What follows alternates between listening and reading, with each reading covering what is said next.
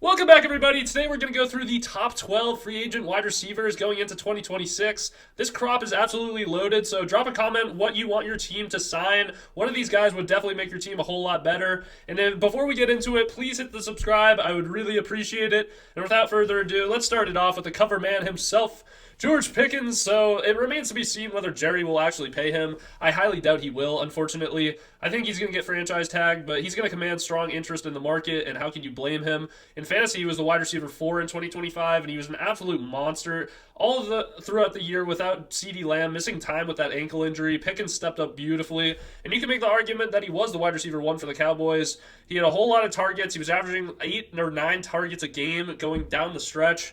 He kind of fizzled out towards the end of the season, but I mean, how can you blame him? They got eliminated from playoff contention, but for any contending teams, he would be a deep ball threat and an overall alpha wide receiver to your wide receiver room. Slotting in just after George Pickens at our number 2 wide receiver in the free agent class is going to be Juwan Jennings. He showed up big time in the playoffs when the Niners needed him the most. He showed off that dual threat QB out of high school talent throw to Christian McCaffrey in the wild card round against Philly. However, he's much more than that. I do think he's going to leave the Niners. I think they just can't simply afford him. Wouldn't be shocked if the Niners go after other cheaper wide receivers just to try and keep their main core intact on offense and defense. But Jennings out of Tennessee, I think my early prediction would be for the Titans. I think they could really use a veteran wide receiver with Cam Ward. I think the more weapons, the better in that offense. But Jennings is a proven stud. He's great after the catch and is an overall threat to your wide receiver room, and any team would be lucky to have him. After Jennings comes Alec Pierce, maybe one of my favorite wide receivers in football in 2025. He has led the entire NFL in back-to-back years in ADOT, which is average depth of target, and he is just an absolute killer over the top. So he can hit the deep ball, hit the home run, but also a great red zone threat for the Colts. He even was super productive with Phillip Rivers and Riley Leonard. He felt like he was matchup proof. He's one of the most underrated players that we have in the NFL, and I think he's going to get paid this offseason. So one of these teams with a young quarterback could really tie him up with them, whether it's the Patriots or someone else that could really use a young wide receiver to match up with their young quarterback and set him up for the future. I think Alec Pierce isn't done developing as a wide receiver. I think he could be a low-end wide receiver 1. Does he fit more of a wide receiver 2 role? Yes, but he also has the body type to withstand 8 or 9 targets a game. So I really like Alec Pierce in this free agent class, and he is probably going to earn maybe the most money, assuming that George Pickens doesn't get signed to a big deal.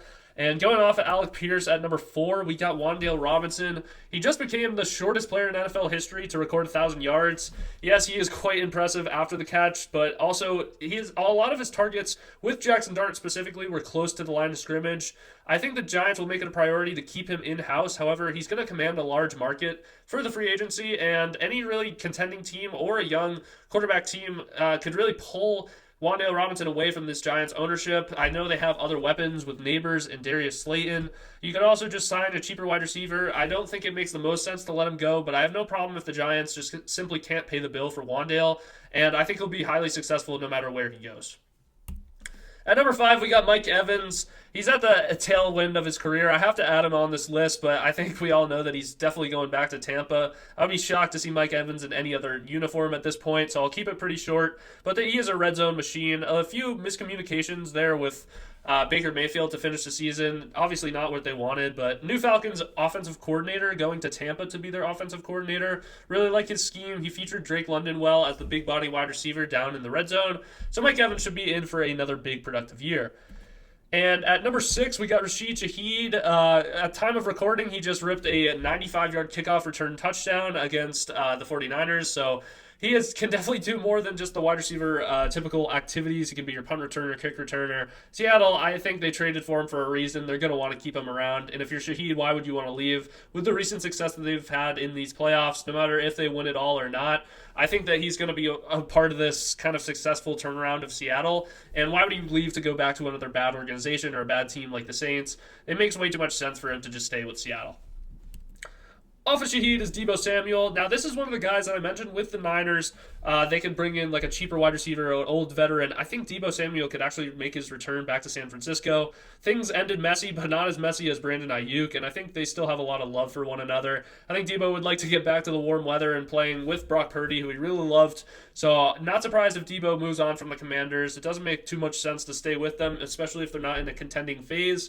and you're always contending with Jaden Daniels. However, this defense just has so many holes that you need to fix a whole lot before you could even consider being back in that NFC Championship game. It was fun. They were the underdog, the underrated story all season long with all those comebacks and kind of 10-point underdogs in every single game, but it's just not consistent enough going into 2026 to really know that they're going to be a juggernaut. So don't be surprised if they let Debo walk, which would probably be a smart decision for both parties. And then at number 8, we got Romeo Doubs. He is very important to this Packers offense, but he always goes through these stretches where in the offseason he just kind of trashes the Packers. They have this disconnect on how valuable he is to the team. So it'll be interesting to see where he goes. I think he could get pried away on the open market just strictly due to the fact that the Packers have so many other weapons. If they want to try and continue to develop Matthew Golden, you're going to need to give him more opportunities. And an easy way to do that is to clear out some competition. So you would be left with Jaden Reed, Christian Watson, and Matthew Golden. That's more than enough for a wide receiver core as well as Tucker Kraft in an offense that really wants to lean on the run. So don't be shocked if they move on from Romeo Doubs, but he slots in at number 8. And then going off of that is going to be Hollywood Brown, another great veteran piece to add to your wide receiver room. Obviously, he hasn't had like the best days with Patrick Mahomes. However, when Xavier Worthy and Rashid Rice was suspended, but when Xavier Worthy was hurt and he was kind of the wide receiver 1, he had a game with 10 catches. Like, he's capable of doing a lot more than his role suggests. I'm not sure if he's going to want to just keep ring chasing here with the Chiefs, but the way their offseason sets up with Mahomes coming off of injury, I don't think this is like as home run of a landing spot for him that he thinks he could automatically get to the Super Bowl every year. So wouldn't be shocked if he goes back to square one with a rebuilding offense and try and get more targets and touches. And then at number 10, we got Keenan Allen, another veteran here that could really help your young quarterback get it going.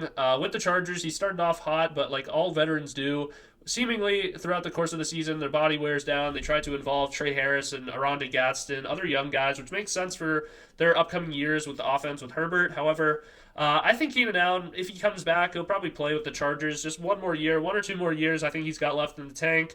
He's still a third down machine, so probably playing limited snaps. But if he wanted to change it up and go back to another Chicago type deal, I would not be surprised. Slotting in at number 11 is Kendrick Bourne, another kind of accessory wide receiver to add to your wide receiver room. Signed like a mostly incentive-based deal with the San Francisco 49ers.